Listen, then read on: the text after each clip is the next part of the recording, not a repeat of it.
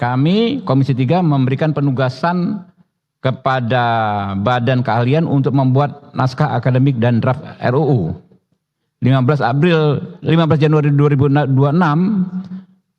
tim tersebut sudah menyampaikan ke kami dan itulah yang terus dibahas ya, dari 30 Maret sampai saat ini kita sudah membahas ya draft ya, dan dalam merumuskan draft tersebut kita sudah memanggil 50 orang narasumber. Hari ini ada 2 narasumber lagi sebetulnya, tapi mereka berhalangan karena khawatir situasi keamanan, padahal insya Allah nggak ada apa-apa. Tapi akan kita lanjutkan terus. Kemudian kami sudah melakukan kunjungan kerja ke 3 daerah.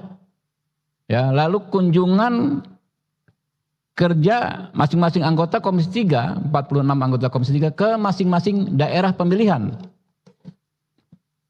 Ya, ini berikutnya ada gambar slide. Bahkan kami terakhir kemarin mendapat pencerahan dan penguatan secara moral dari Ustadz Dasat Latif dan rekan-rekan ya, yang memberikan dukungan serius terhadap pengesahan Undang-Undang Perampasan Aset ini.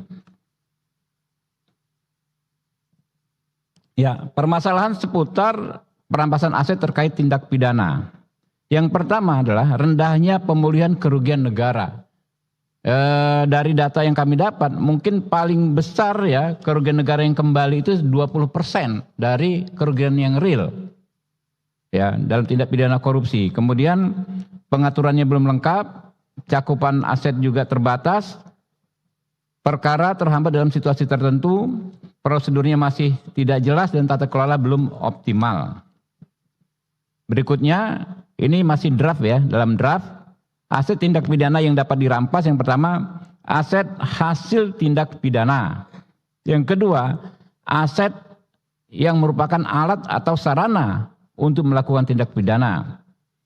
Kemudian aset yang merupakan barang temuan atau aset yang merupakan barang temuan yang diketahui berasal dari tindak pidana. Terakhir, aset pengganti kerugian dari timbulnya sebuah tindak pidana. Metode perampasan aset ya, yang sedang kita diskusikan saat ini ada 2, yaitu perampasan aset berdasarkan putusan pidana terhadap pelaku tindak pidana. Bahasa teorinya namanya in persona. Yang kedua, perampasan aset tanpa berdasarkan putusan pidana terhadap pelaku pidana atau in rem. Jadi di 2 konsep tersebut kita akan kombinasikan.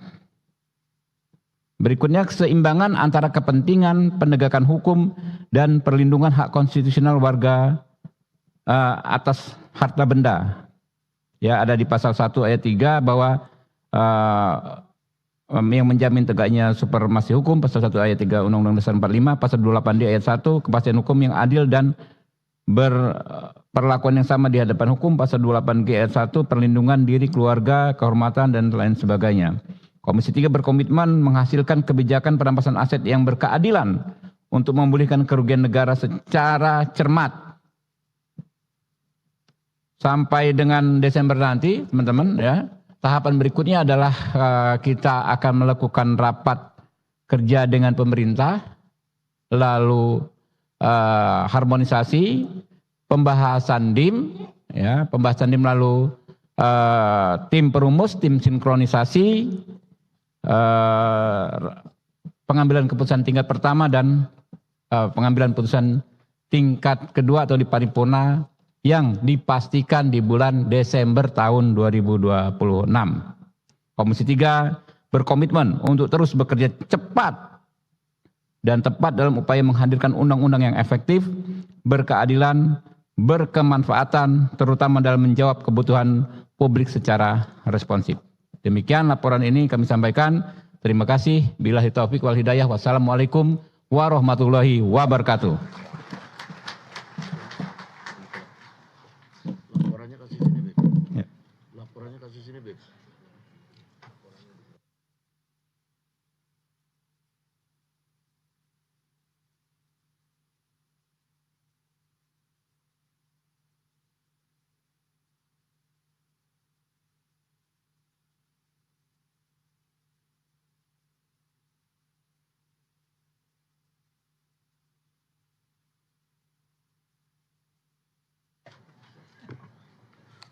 Terima kasih kami sampaikan kepada Ketua Komisi 3 DPR RI yang telah menyampaikan laporannya, dan kita berkomitmen untuk menyelesaikan rancangan undang-undang perampasan aset menjadi undang-undang. Tadi sudah disampaikan menurut kalender DPR RI paling lambat pada bulan Desember, tanggal 15 Desember 2026. Apakah dapat disetujui?